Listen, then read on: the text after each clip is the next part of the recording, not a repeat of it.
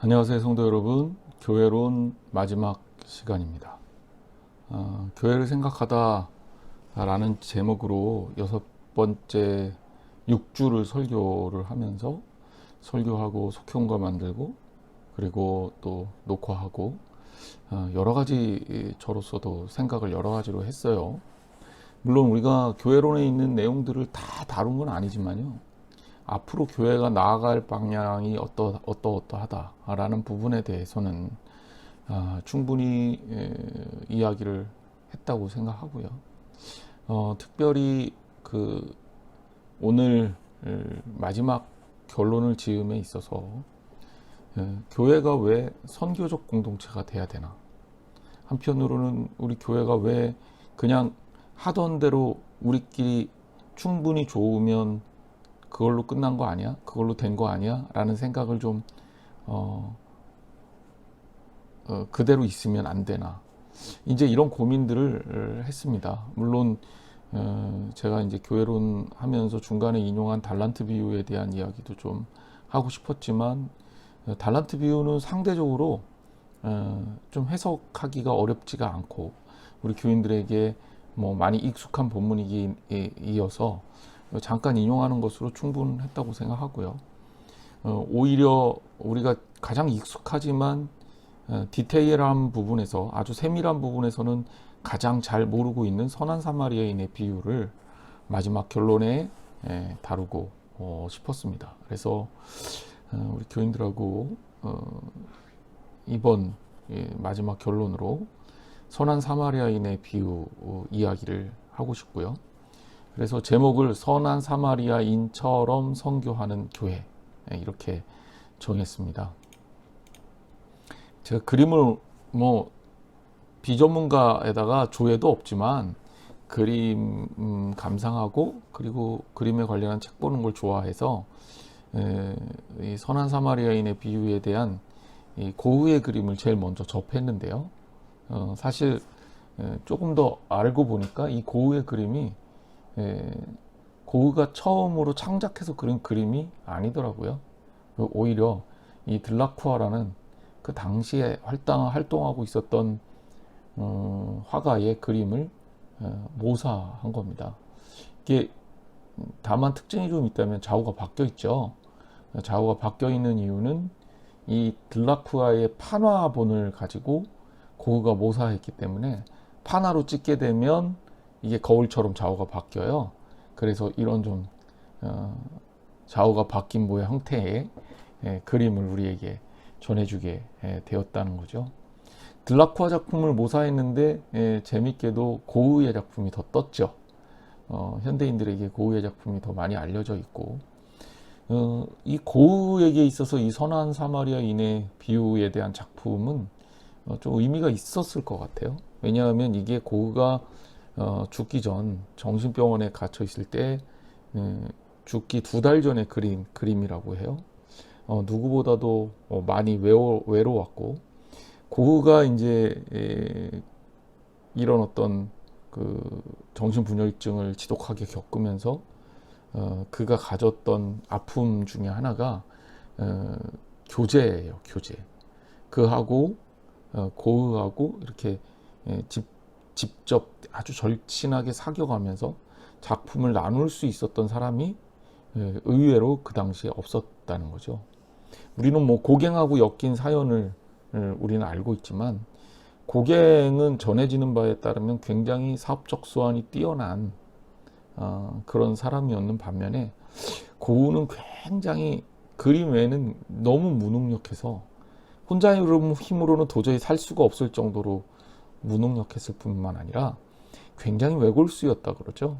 그래서 굉장히 외골수였고 굉장히 자기 주장이 셌던 그런 사람입니다. 그러다 보니까 이제 하나 둘씩 그와 교류하던 그런 사람들이 다 떠났고 쓸쓸하게 죽음을 향해서 치닫고 있으면서 어쩌면 그는 진짜 성경에 나오는 선한 사마리아인이 누굴까 이런 고민을 좀 진지하게 하지 않았을까 이제 그런 생각을 해봅니다. 뭐 설교 시간에 할 수 없는 얘기였지만 그래도 속현과 시간에는 뭐 할 수 있는 얘기라 그림 얘기를 조금 더 하자면, 자, 들라쿠아 그림이 이게 이제 말에 이 강도 만난 사람을 선한 사마리아인이 이렇게 올리는 것이었죠.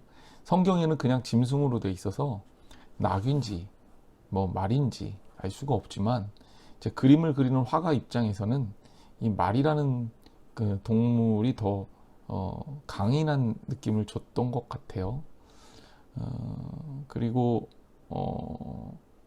이 황급하게 떠나는 레이윈, 들라쿠아 그림에서 뭐 보고 있죠 여기 지금.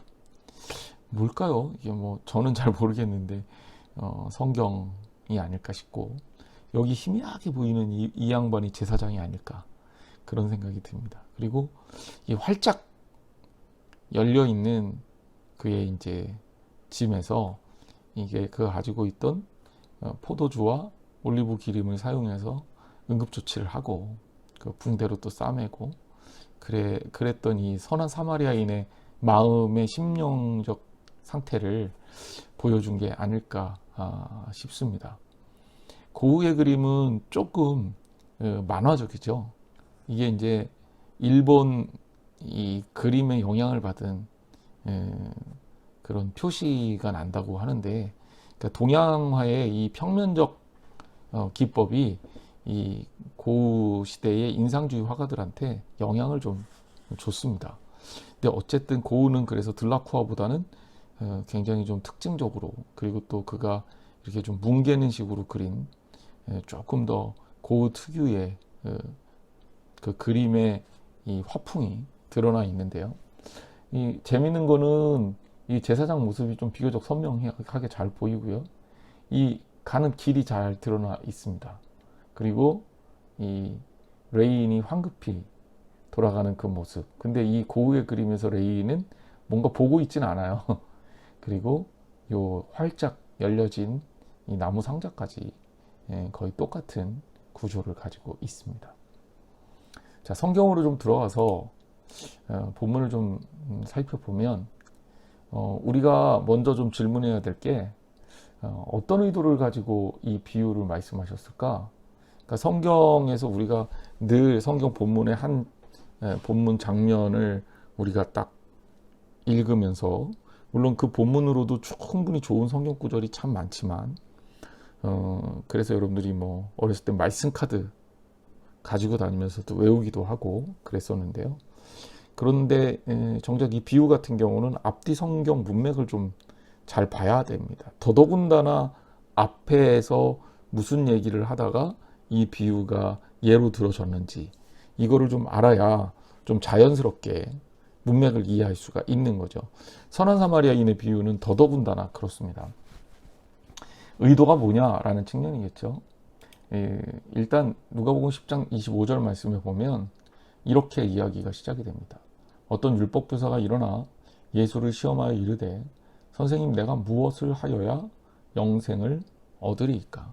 그러니까 이 율법교사가 예수님께 물으면서 이 이야기가 시작이 된 거고요.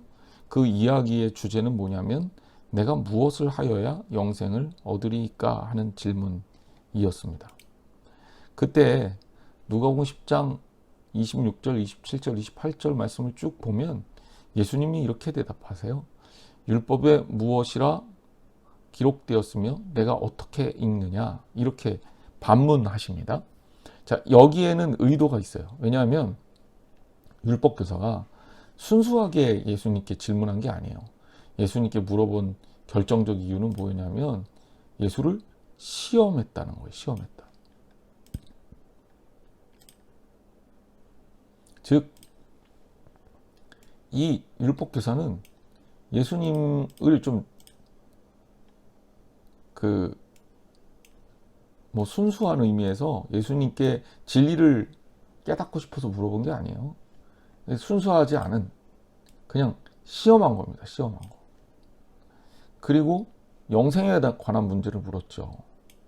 이게 쉬운 문제는 아니잖아요. 영생의 문제는 그 당시 초유의 관심사고, 근데 예수님은 이것을 반문으로 아주 손쉽게 대답하십니다. 예수님께서 반문하신 건 뭐냐면 율법에 무엇이라 기록되었느냐, 그리고 또 내가 어떻게 읽느냐, 이 질문을 하셨습니다. 근데 이거는 굉장히 그 상투적인 얘기죠. 굉장히 평범하고 상투적인 그런 대답을 하게 되죠.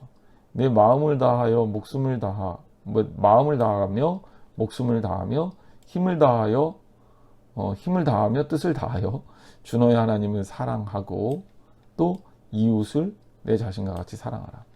이 성경상에 그대로 된 원리예요. 첫 번째는 뭐냐면 하나님을 사랑하는 거. 두 번째는 뭐냐면 이웃을 사랑하는 거. 자, 10계명도 10가지 계명이 있는데 그 10개의 계명 중에 1계명부터 4계명까지는 하나님과의 관계성에 대한 계명이에요. 그리고 5계명부터 10계명까지는 사람과 사람과의 관계에 대한 계명이에요. 그러니까 중요한 거는 이 율법의 그냥 그 의미를 그대로 돌린 거다. 그리고 이거는 뭐 이 율법 교사가 특별해서가 아니라 누구든지 다 이거는 알고 있는 아주 기초적 상식에 가까운 그런 내용이죠. 그래서 예수님한테 아주 특별하게 물어봤지만 예수님은 상투적 질문으로 되돌려 줍니다. 그러면서 이제 여기에 한 가지 더 붙이는데 이게 사실은 굉장히 중요한 거예요. 뭐냐면 행하는 거예요.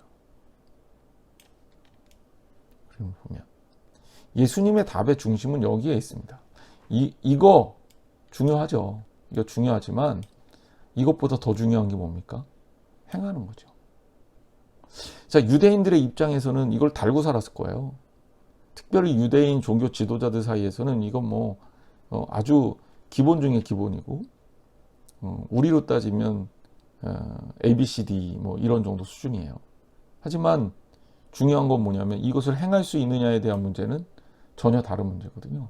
그러면서 이를 행하라 이렇게 말씀하셨습니다. 여기에 이제 우리가 방점을 좀 둬야 되고요. 그랬더니 이 사람이 다시 묻습니다. 예수께 여쭌데 여기서도 역시 이거를 좀 봐야 돼요. 자기를 옳게 보이려고.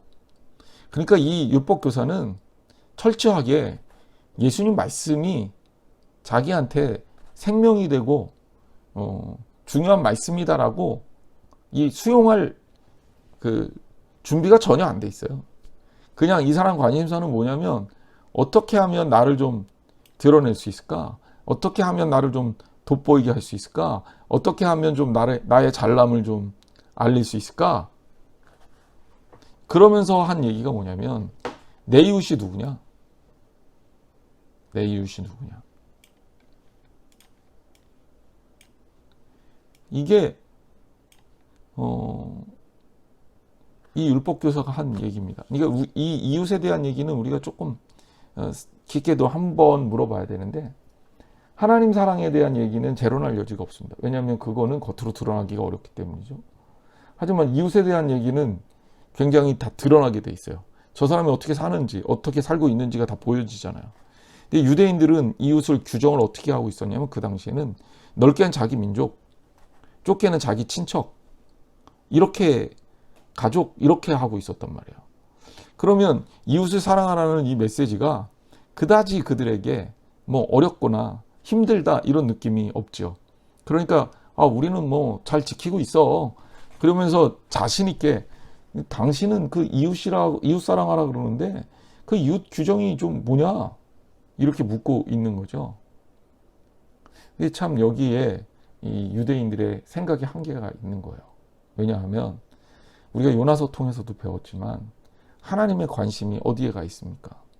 그렇죠. 믿지 않는 사람들, 아직 하나님을 잘 모르는 사람들, 하나님은 그들을 사랑한다고 분명히 얘기하고 있거든요. 그런데 민족중심주의, 또 자기중심주의에 빠지게 되면 전혀 다른 사람을 돌아보지 못합니다. 지금 이 율법학자의 병이 뭐냐면 예수님을 시험하고 자기를 옳게 보이는 게 목적이다. 이거는 초점이 예수님께 가 있지 않아요. 대화를 할 때 사람들이 아주 잘못된 대화를 하는 게 뭐냐면 초점이 예수님께 가 있지 않고 자기 자신에게 가 있는 경우. 그런 경우에는 이 대화가 제대로 진행될 수가 없습니다. 자, 그 다음에 우리가 이 이웃이 누구이니까 라는 이 질문에 예수님이 답변을 하신 게 선한 사마리아인의 비유입니다. 내용은 뭐 얘기 안 할게요. 이건 뭐 여러분들이 너무 잘 아시는 내용이라. 근데 등장인물은 여러분들이 기억할 필요가 있죠. 몇 가지 포인트만 찝읍시다. 그러면 첫째, 내용에서 제일 중요한 거, 예루살렘에서 여리고로 내려가다가 강도를 만났다. 두 번째, 예루살렘에서 여리고로 내려가다가 여리고로에서 그 강도 만나는 사람은 유대인이었을 가능성이 많다. 그 다음에 그 유대인을 돌보려고 제사장, 레위인이 등장하고 사마리아인이 등장한다. 셋 중에서 이 강도 만난 사람을 챙긴 사람은 사마리아인이었다. 뭐 이거죠. 배경을 좀 볼까요? 이 이야기의 배경. 제가 부제를 예루살렘에서 여리고로라고 정했는데 좀 길에 대한 설명을 좀 드리려고 해요. 이 이어지는 길. 뭐 고흐의 그림에서도 나오지만 굉장히 험하죠. 험할 수밖에 없는 이유가 있습니다. 자, 일단 여리고라는 지역과 예루살렘이라는 지역을 이해할 필요가 있어요. 지금 여리고 사진인데 여기는 되게 푸르죠. 예. 여리고는 종려나무의 도시라는 뜻을 가지고 있는 겁니다.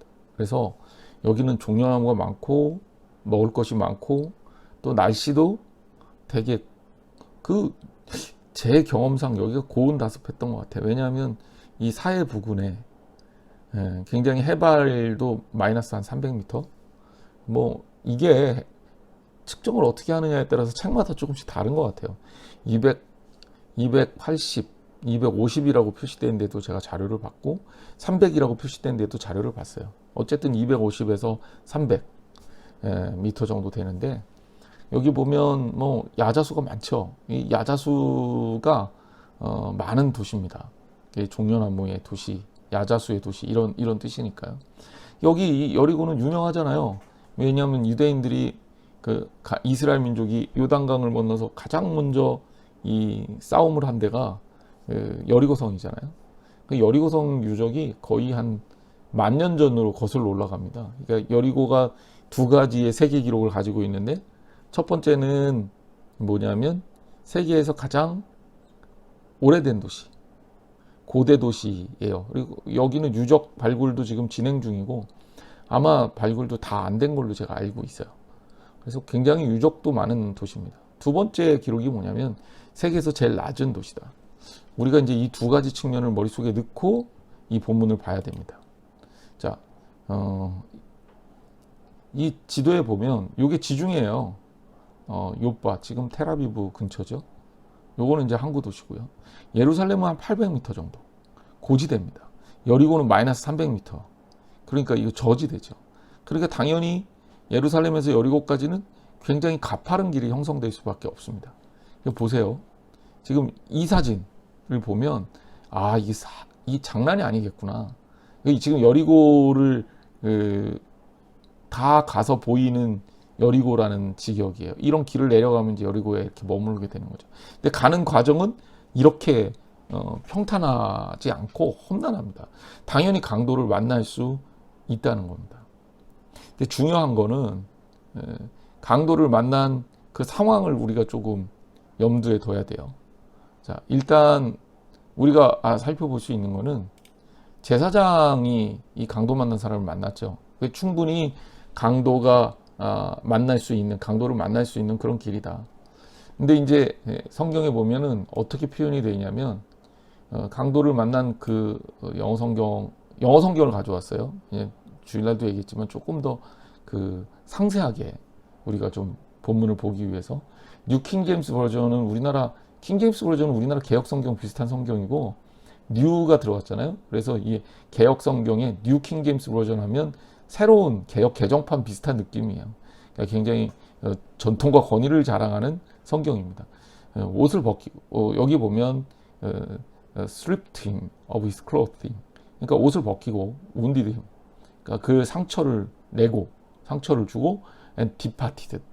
완전히 버려둬 버렸어요. 이거는 그냥 살포시 놓은 게 아니라 완전히 팍 버려두고 living him 떠난 겁니다. 어떤 상태로? half dead. 그러니까 그 half dead는 진짜 반 죽은 건데 그냥 죽은 거다. 제가 이제 반쯤 죽은 상태로 버려두고 떠났다 이렇게 번역을, 이건 제가 한 겁니다. 영어 성경은. 그 다음에 이제 NLT라는 성경을 보면 더 디테일하게 설명하고 있습니다. 그래서 이거 New Living Translation이라고, 요거는 성경이 조금 쉽게 번역이 되어 있는 성경이에요. 저기 보면 stripped him, 그를 옷에 벗긴 건 똑같지요. beat him up, 그를 때려서 때렸어요. 때려서 그에게 상처를 입힌 거죠. and left him, 그를 두고 떠나는데 half dead, 역시 마찬가지죠. 근데 이게 들어가 있어요. beside the road.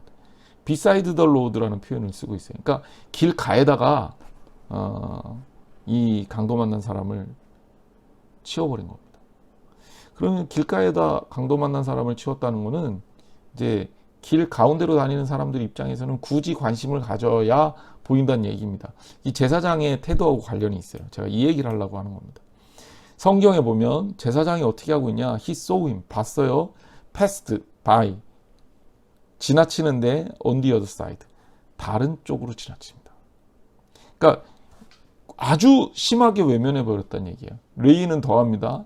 Came and looked. 레이는 와서 looked, 봤어요. 근데 본 게 C하고 look은 느낌이 다르죠. 레이는 구체적으로 본 거예요. 구체적으로. 그러니까 제사장을 이렇게 딱 보고 저기 뭐야? 그러고 지나갈 수 있었다면 레이는 그게 아니라 가서 가까이 가서 본 거예요. 그리고 어떻게 했습니까? 똑같아요. Passed by on the other side. 그러니까 다른 한편으로 치우쳐서 지나간 겁니다.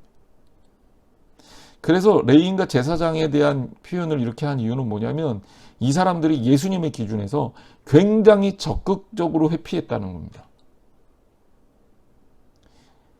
아예 염두도 안 뒀다는 거죠. 어쩌면 빨리 예루살렘에 가서, 예루살렘에서의 일을 끝내고 빨리 여리고로 가서 자기들의 볼일을 보고 싶었는지 모르겠어요. 또 어쩌면 예루살렘에서 내려올 때는 그 사람들이 굉장히 좀 거룩한 상태여서 이 시체나 부정한 것들에 대한 이 어떤 손대지 않았으면 좋겠다, 이런 마음을 가졌었는지도 모르겠어요. 어찌됐건 예수님은 이 두 사람이 적극적으로 회피했다라는 말씀을 하시는 겁니다. 하지만 세 번째 사람이 나오죠. 사마리아인입니다. 사마리아인은 오히려 이 사람을 외면하지 않았어요. 근데 왜 사마리아인을 등장시켰냐? 제사장이나 레위인과 사마리아인은 극과 극이에요. 왜냐하면 유대인 입장에서 제사장과 레위인은 존경하고 또 사랑하고 아주 가까이 두는 정말 숭배의 대상이 될 정도의 사람들이에요. 유대인들 보니까 지금도 그런데요, 이 유대인들의 랍비 있는 스타 랍비들이 많더라고요. 그러니까 이제 좀 연예인 수준이에요, 제가 보니까. 근데 이제 그 당시도 뭐 지금보다 더 했으면 더 했지, 덜 하진 않았겠죠. 근데 사마리아인들은 멸시의 대상입니다. 제가 주일날 몇 가지 아주 길게 설명을 했는데, 간단하게 얘기하면 사마리아인하고 유대인하고는 불가분의 관계예요. 그러니까 가까워질 수가 없어요. 원수예요. 유대인들은 이방인보다 사마리아인을 더 싫어했고요. 심지어 대놓고 사마리아인들 멸망받게 해주세요, 이렇게 기도까지 했을 정도니까 아주 최악의 관계라고 생각하면 돼요. 마주치는 걸 싫어했고요. 유대인들이 그렇게 대하니까 사마리아인도 싫잖아요. 그래서 성경에 예수님 장면에 보면 성경에 사마리아 지역으로 지나가려고 그러는데 사마리아인들이 예수님의 이름을 못 지나가게 하죠. 그러니까 야고보하고 요한이 예수님한테 왔고 저들 다 불로 심판받게 해달라고, 기도해달라고 예수님한테 저주를 요청할 정도입니다. 아주 꼴도 보기 싫은 거죠. 심지어 사마리아 여인과 예수님의 만나는 장면도 나오잖아요. 사마리아가 어떤지 여러분들 느낌이 어떤가 아시겠죠? 그런데 이 갈등이 지금도 그렇습니다. 지금도 사마리아인들하고 유대인들하고 안 좋아요. 지금 사마리아인들이 사실은 많이 섞여 있지만 여기 사마리아 지금 팔레스틴 사람들 아닙니까? 유대인 아니고 팔레스틴 사람들. 그 사람들 중에도 지금도 전혀 안 좋죠. 여기 보면 예루살렘 아래쪽에 있고 갈릴리 이쪽에 있잖아요. 여기 유대인들이 사는 지역이에요. 사마리아 중간에 있잖아요. 일로 안 다녀요. 일로 지나가기 꼴 보기 싫어갖고. 그래갖고 이렇게 돌아다닙니다. 그러니까 그 정도로 이 관계가 안 좋았다. 근데 이 사마리아 사람을 예수님이 굳이 등장을 시키는 겁니다. 자, 그러면서 누가복음 10장 33절에 보니까 사마리아인을 소개하면서 예수님이 이런 얘기 하셔요. 사마리아 사람은 여행하는 중 거기 이르러 그를 보고 어떻게 했다? 불쌍히 여겼다. 제사장하고 레위인은 어떻게 했어요? 다른 쪽으로 아주 피해갔죠. 그런데 사마리아인은 그를 보고 불쌍히 여겼다. 불쌍히 여겼다라는 표현이 예수님의 마음이고 하나님의 마음이에요. 성경 곳곳에 나오는 예수님의 마음이 어떠했다라는 그런 어떤 표현 중에 뭐 수없이 반복돼서 나옵니다. 이 마음이 예수님이 우리에게 하고 싶었던 얘기예요. 너희들 이웃을 사랑한다고 하면서 정작 그런 마음이 있냐? 이런 질문을 하고 있는 거죠. 그런데 사마리아 사람은 불쌍히 여기는 마음이 있었다는 거죠. 제사장과 레위인들은 이게 없었고, 사마리아인이 어떻게 했느냐? 가까이 갔습니다. 자, 이것도 우리가 좀 재밌게 볼 수 있는 부분이죠. 제사장하고 레위인은 어떻게 했어요? 가서 보고도 지나쳤고, 심지어 멀리 돌아서 가버렸고요. 제사장 같은 경우는 보고, 그 다음에 passed by, beside the road 그래갖고 완전 길 가로 피해서 지나가 버렸고, 레위인은 가서 살펴보고도 역시 그도 피해서 지나갔어요. 기름과 포도주를 등장시킨 것도 재밌는 장면입니다. 이거 다 제사에 쓰는 제사의 도구예요. 그런데 이것들을 가지고 치료합니다. 충분히 제사장과 레위인도 이게 있었을 거예요. 그런데 사용을 안 해요. 자기 짐승에 태워 주막으로 가서 그를 돌보아 주죠. 게다가 어떻게 했습니까? 여관 주인에게 내가 하루를 같이 묵고 2데나리온을 주면서 이것 가지고 그를 끝까지 책임져 주고 만약에 돈이 더 들면 내가 부담하겠다. 여기서 예수님이 물어요. 누가 이 사마리아 여인의 이웃이냐? 누가 강도 만난 자의 이웃이냐? 제가 말을 잘못했죠. 누가 강도 만난 자의 이웃이냐? 이렇게 물어보는 이 질문에 율법학자가 결국 손을 듭니다. 그를 치료해 준 사람이다. 예수님 이런 얘기를 왜 하셨을까? 이제 결론으로 이제 우리가 좀 들어가야 됩니다. 비유의 목적이죠. 우리가 여기에서 주장하고 있는 관점의 핵심은 뭘까? 내 이웃이 누구냐? 이 질문. 그리고 이 질문이 생기게끔 한 원초적 질문. 어떻게 해야 영생을 얻을 수 있을까? 첫 번째 영생을 얻을 수 있을까에 대한 질문은 사랑을 베풀 수 있는 자라야 된다. 또 이웃이 누구냐에 대한 질문은 제가 이제 우리 이 교회론 처음 하면서 책 2개를 여러분들한테 레퍼런스로 소개했어요. 담장을 넘는 크리스찬이라는 책을 소개했죠. J.D. 그리어 목사님의 담장을 넘는다라는 의미가 뭘까요? 선한 사마리아인의 마음을 가지고 세상을 향해 담장을 열어놓는 교회가 돼야 된다. 바로 그거예요, 교회는. 그리고 교회는 말로만 하나님을 믿는 게 아니라 하나님의 뜻을 실천하는 장소가 돼야 되는 거죠. 자, 이 비유를 선교학적 관점으로 한 번 더 깊이 들어가 봅니다. 이게 중요한 건데요. 강도 만난 사람은 강도는 사탄이고요. 강도 만난 사람은 사탄을 만나서 죽어가고 있는 예수님을 모르는 수많은 사람들이에요. 죽어가잖아요. 많은 크리스찬들이 그들을 보고 봤으면서 look 보고 있으면서 그러면서 피해서 passed by beside the road 길가로 피해서 지나갑니다. 오늘날 수많은 교회들도 그럴지 몰라요. 우리끼리만 예수 잘 믿으면 되지. 나만 축복받으면 되지. 나만 잘 살면 되지. 물론 우리가 잘 사는 거 중요합니다. 하지만 교회는요. 선교하는 교회, 선교적 관점을 가지고 있어야 돼요. 즉 우리만 잘 사는 거에서 끝나는 게 아니라 그들을 하나님의 나라로 연결시켜 줄 수 있는 생명을 살리고 끝까지 책임지는 역할을 해야 된다는 거죠. 제가 그런 얘기 했잖아요. 여러분들은 하나님 나라의 선교사고 하나님의 은혜의 통로자 역할을 해야 된다. 바로 이 선한 사마리아인의 역할을 우리들이 해야 합니다. 그게 바로 성도의 모습이고 교회의 모습이어야 해요. 예수님이 비유를 드신 목적이 뭡니까? 가서 그렇게 행하라는 거예요. 그냥 하나님 사랑하는 걸로 끝나는 건 아니고 이웃을 사랑한다고 말로만 하지 말고 실제로 우리의 삶을 통해서 드러내야 된다는 거예요. 여러분, 우리 교회는